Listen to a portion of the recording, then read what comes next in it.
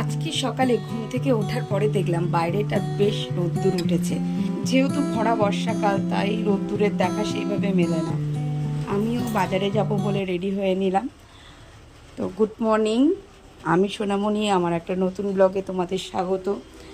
বাইরে বেশ রোদ্দুর দেখে আমি আগে তাড়াতাড়ি করে বাজারে চলে গেছিলাম বাজার করতে। আজকে রবিবার, বাজারে প্রচুর ভিড় থাকে। আমি বাজার করে চলে এসেছি।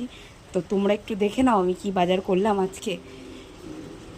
আমি নিয়েছি থোড়, আর এই শাকটা তোমরা চেনো, দেখো এই শাকটা, এটা যেমন টেস্টি সেরকম শরীরের পক্ষে অনেক উপকারী। আর আজকে বাজারে সবজির দাম অন্যান্য দিনের থেকে অনেকটাই বেশি। এত বৃষ্টি হচ্ছে এই জন্যই সবজির দামটাও বেশি হয়ে গেছে। আমি এখানে দু রকমের মাছ নিয়েছিলাম, রুই মাছ আর চিংড়ি মাছ।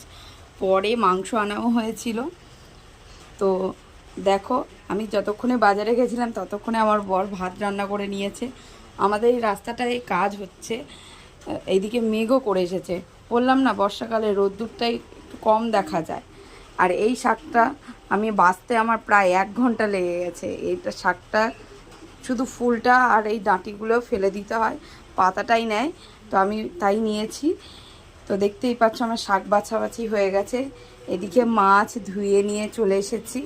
সব মাছ আমি রান্না করিনি, বললাম যেহেতু পরে মাংস নিয়ে আসা হয়েছে ওই জন্য আমি সব মাছ রান্না করিনি। তো দেখো, মাংসটাকেও আমি ম্যারিনেট করে নিয়েছি। রান্নার সব কিছু গুছিয়ে নিয়ে বসতে বেশ খানিকটা দেরি হয়ে গেছিলো। তো যাই হোক, আজকে রবিবার তাই একটু রান্নাও বেশি। তো প্রথমে আমি মাছের ঝোল করে নিয়েছি, আগে মাছগুলোকে ভেজে নিয়েছি। আর মাছের ঝোল আমি পেঁয়াজ রসুন ছাড়া করব, শুধুমাত্র আদা বাটা আর জিরে গুঁড়ো, হলুদ গুঁড়ো দিয়েই করব।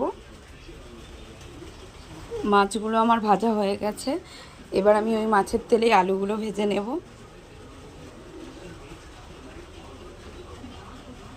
আলুগুলো ভাজা হয়ে গেলে ওই তেলে আমি একটু জিরে ফোড়ন দিয়েছি, দিয়ে যে মশলাটা আমি গুলে রেখেছিলাম সেই মশলাটা দিয়ে দিলাম।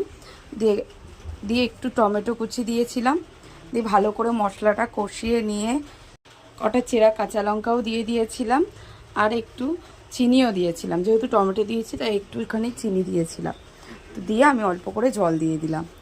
মাছের ঝোল ফুটে উঠলে ভাজা মাছগুলো দিয়ে অল্প ধনে পাতা কুচি দিয়ে নামিয়ে নেব। এটা সাধারণ হলেও অনেক টেস্টি হয় খেতে, তোমরাও একদিন ট্রাই করতে পারো। থোড় নিয়ে এসেছিলাম রান্না করব বলে, আর রান্না করিনি। এতগুলো পদ যখন রান্না হচ্ছে ওই জন্য থোড়টা কালকে রান্না করব বলে রেখে দিয়েছি। এদিকে আমার মাছের ঝোল হয়ে গেছে, কড়াইটা